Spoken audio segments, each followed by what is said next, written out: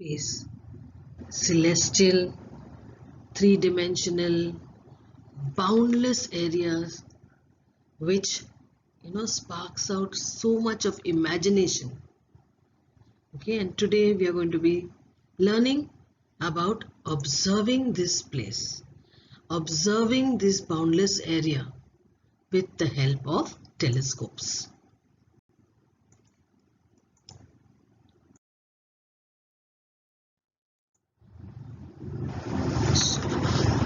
Your lesson contains space observation, in which we will study about optical telescopes, which are of two types. One is a refracting telescope, the other one is a reflecting telescope. Again, reflecting telescopes, two types, Newtonian and Cassegrain. We'll also be studying about the radio telescope, telescopes in space, ISRO, that is the Indian Space Research Organization, and AstroSat. We often hear that the telescope was first made by Galileo Galilei. That is not true. In 1608, spectacle maker Hans Lippershey, a spectacle that we use for seeing well, he discovered that if he kept two lenses together and looked at the objects through them, the object looked much closer. So he discovered it, but Galileo made a telescope in 1609 and used it for space observation. Okay, and he could see many more stars than what could be seen with the naked eye. Using his telescope, he also discovered the moons of Jupiter, the black spots of the sun, etc. Now, to see something with a telescope, we need to know first what is light, because only when there is light can we observe something through the telescope. Light is an electromagnetic wave, and each wave has a different wavelength, some size of wavelength. There are electromagnetic waves of wavelengths that we are not able to see. They aren't visible to human beings. Our eyes can only see the wavelengths between 400 nanometers to 800 nanometers, and this is called visible radiation. Now, the types of radiation are radio waves, microwaves, infrared rays, visible light rays, ultraviolet rays, X-rays, gamma rays, etc. But human beings can see only visible light rays from 400 nanometers to 800 nanometers. Now, as we can see visible radiation, we use visible radiation telescopes, that is optical telescopes made from mirrors or lenses, to see or to view any celestial object in the sky. Now, many heavenly bodies emit radiations other than visible light. So, to receive that radiation, we cannot see this radiation. It is not visible light rays, and therefore we need different types of telescopes like the X-ray telescope, gamma ray, and the radio telescopes. A telescope is something that collects EMR or electromagnetic radiation from the sky, concentrates it, and therefore we are able to observe the celestial body in a better manner. Today, 400 years after Galileo, great progress has been made in space research and space science. Light, as you know, is an electromagnetic wave, some of which are not visible to us. Space technology is important for research and for the comforts we enjoy in daily life. X-ray, gamma ray, and radio telescopes are used to receive invisible radiation from heavenly bodies. And we use visible radiation telescopes to see the radiation coming from space.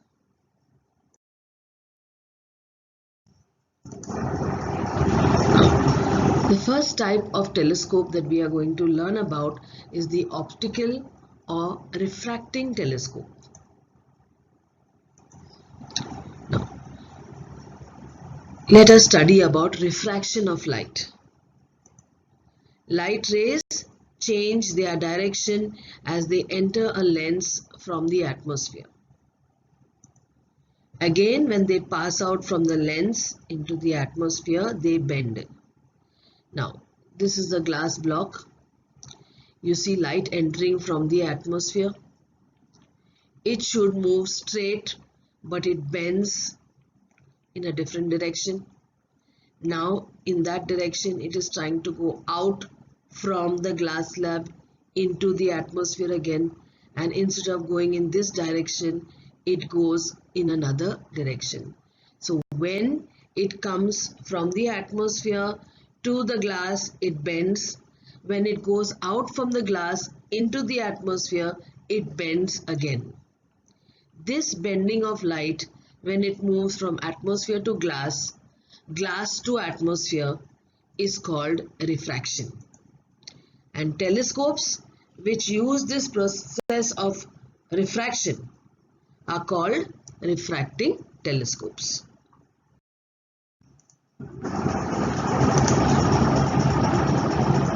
Now, this is the schematic of how an optical or refracting telescope works. Now, they have two lenses, the objective lens and the eyepiece. The objective lens should be as large as possible, as we have to collect as much of light, maximum light, which comes from the heavenly object. Using the light collected by the objective, the eyepiece or the smaller lens produces a large image of the source. Now can you see light rays incident on the lens, falling on the lens? They bend and they try to collect at one point.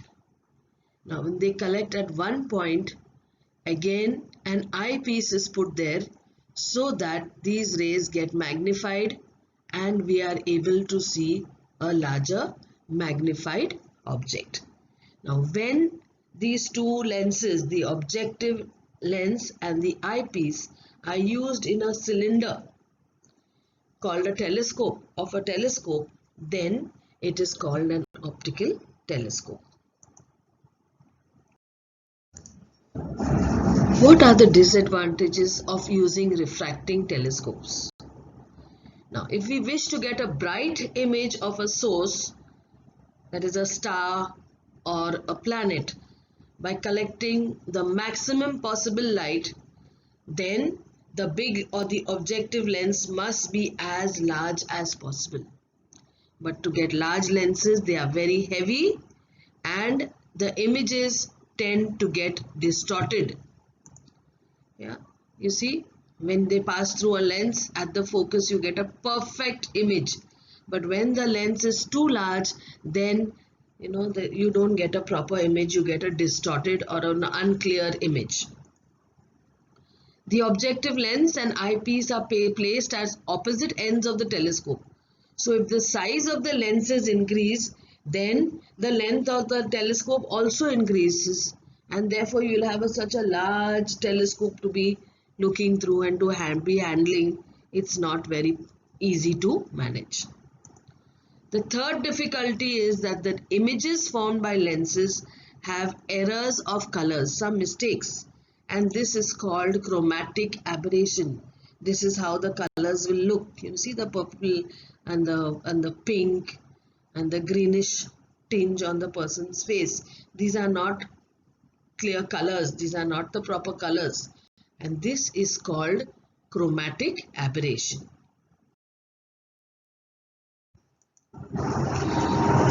The second type of telescope, the reflecting telescope. Now, we have difficulties because of refracting telescopes, and so now some other telescopes are made using concave mirrors instead of lenses, and these are called reflecting telescopes. Now, to get a bright image, large mirrors are needed to collect a large amount of light from the heavenly body or the source. Now, it is easier to make large mirrors compared to making large lenses, as mirrors can be made of smaller pieces and mirrors are lighter than lenses, so they are easier to manage. Images formed by mirrors also do not have those errors of color we learnt about, that chromatic aberration. So by using these large telescopes, we can see faraway stars and galaxies which we cannot see with our naked eye. Now, reflecting telescopes are of two types: Newtonian telescope and the Cassegrain telescope. The Newtonian telescope, light rays coming from space are reflected by a concave mirror. So this is the schematic. This is the concave mirror here, the big mirror. Before these reflected rays converge at the focus, they are deflected again by a small plane mirror. This is your concave mirror.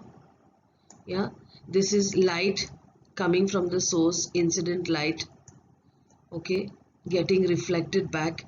Now all the rays meet at a certain point called the focus over here. All rays. But before they can meet at the focus, there is a plane mirror put here. Okay, and this plane mirror deflects the light upwards. So these light rays which are deflected now get focused at a point perpendicular to the axis of the telescope cylinder. The mirror is inside a cylinder.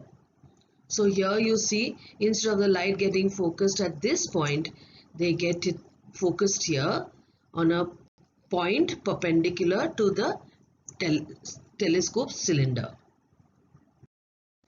Then they pass through the eyepiece, and passing through the eyepiece, we get a magnified image of the source. The second type of reflecting telescope, that is the Cassegrain telescope, also uses a concave mirror. This is the schematic of the Cassegrain telescope. Now, light rays after reflection from the concave mirror are reflected back towards it by a small concave. So here we have light source, the light coming from any star or a planet, celestial object, falling on the concave mirror here. This concave mirror has a hole here. Now, when light falls on the concave mirror, a mirror reflects light. It does not allow light to pass through it and refract. It will reflect the light onto a convex mirror. That mirror again reflects light which passes through the hole in the concave mirror. Through this hole, just after the hole, the eyepiece is placed here. At the back of the concave mirror, these rays of light fall onto this eyepiece, and from here we can get a magnified image. Reflection of light. Okay. Now, refraction is the bending of light as it passes from the atmosphere to a glass slab or a lens, whereas Cassegrain telescope uses reflection of light, and it uses a mirror. Now a mirror reflects light. So light rays are incident, means light rays fall on the mirror and they are reflected back, and these angles which are formed perpendicular to 90 degrees, they are the same. So the incident ray is in the same angle, similar angle to the reflected ray from the normal. So this is reflection used in the reflecting telescopes. Now, this is one of the wonders that India has, the biggest optical telescope both in India and Asia, having a mirror diameter of 3.6 meters, situated at Aryabhat Research Institute of Experimental Sciences at Nainital, which is a hill station. The differences between refracting telescopes and reflecting telescopes. Refracting telescopes use lenses to bend their light. The objective lens gathers light and the eyepiece magnifies the light, and lens focus light of different wavelength at different distances, and therefore the size of the objective lens is limited. And these are lenses, okay, the convex lens and the concave lens. Now, reflecting telescope use mirrors to gather and focus light. This light is reflected off one lens onto a mirror, which then reflects the light to the eyepiece. And these lenses, in these telescopes, mirrors can be very large without affecting the quality of the image. And this, what you look at yourself and see yourself in, is the plane mirror.